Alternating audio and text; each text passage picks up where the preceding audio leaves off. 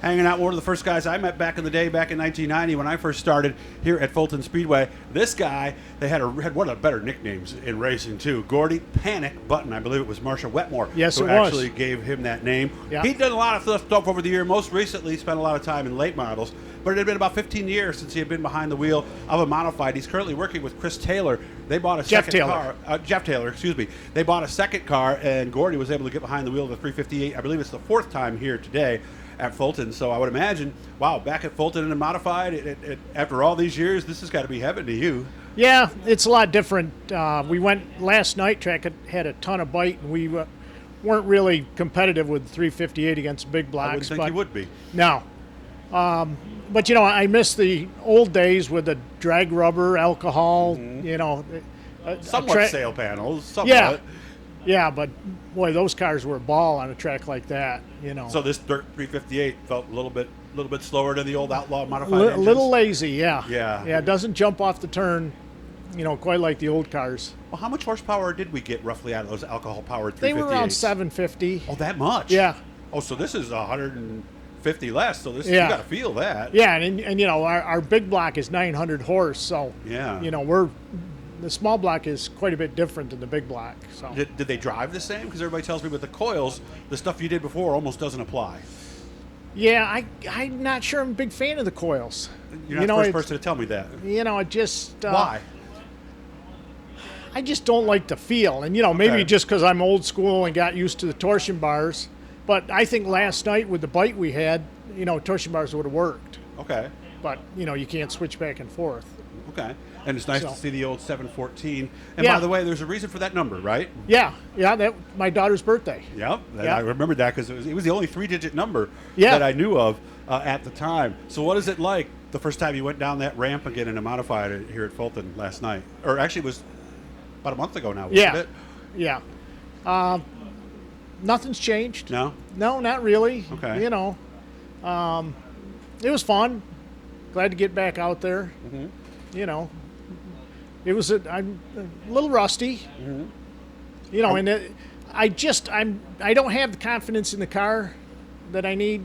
We're going to make some changes today. Okay. Because I'm a little worried there still may be bite for qualifying. Yes, I agree. Although with all the hot laps in the sun, maybe not, right? It all depends what heat we end up in. That's true. Big thing. Yeah, because obviously everybody says you want a dirt car 358 for the 200. You've heard that too, right? Oh, and how many times have you come here and the track is just as dry, for hot laps? Yes. I can not this year. No, they're doing something different. But I can remember, years ago being right against the wall. Because there was a cushion. Yes. Well, Billy Pouch, who dominated this race early, that's what he did the whole way around the race. And Jim Mahaney, same thing. And I remember you were always a guy who kind of liked being out Love there that too, top. didn't you? Yeah. Love the top. Yeah. You weren't Billy Whitaker on the bottom or Dale Plank, right? You were out there and throwing it for all it was worth. Are we just doing this year, or have we talked about maybe next year? No, this is just for fun. Once in a while. When the stars align. Okay. Because this is still Jeff's 358. So, there's not many if opportunities. he has a problem with the big block. Yeah, he's gonna. This is his backup car. Right. Yeah, you're switching back to crew chief. Yeah. Of course, you're crew chief anyway, right? Right. So, okay. Yeah. Has it been tough learning these cars again from a crew chief standpoint? No, we've got some good help. Makes a big difference. We've been working with Mike Mahaney. He's done our shocks. They're dig shocks. Mike came out over the winter and worked with us for a whole day. And that helped a lot because, the coils on the rear were, I knew nothing. Really? Okay. And there's a lot to them. Mm-hmm. So that helped a lot. When did all this start for you? When was your first race?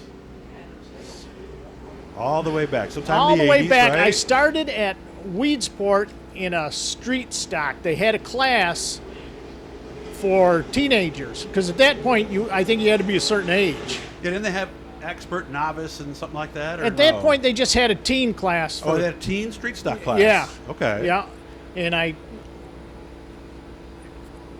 think I ran once with that. And then we went to Brookfield with it. I knew you had a lot of races at Brookfield. Yeah, ran Brookfield. But we had a situation. My father was racing. We only had one trailer. Oh, no. So Father was still drag racing. no, he was Oh, he's he was riding in around the then. yeah. And then a friend of ours bought a trailer for me, and and on it goes. And did you race against anybody in that youth division that we know today?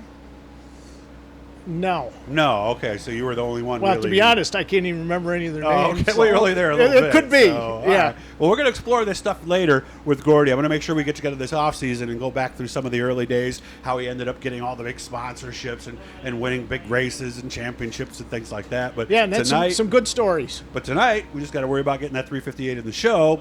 Yeah, and see what happens. Yeah, we're going to make some big changes here shortly. So. All right, so it's either See going what to really happens. be good or who knows? Or, yeah, it yeah. could be one or the other. It's usually one extreme or the other. Yep. Hit the Blue E guys and subscribe. You love every time we're talking to somebody cool like the former Panic Button driver of the wheels, number 714. Have fun tonight, man. I'll see you later. Thanks a lot, Doug.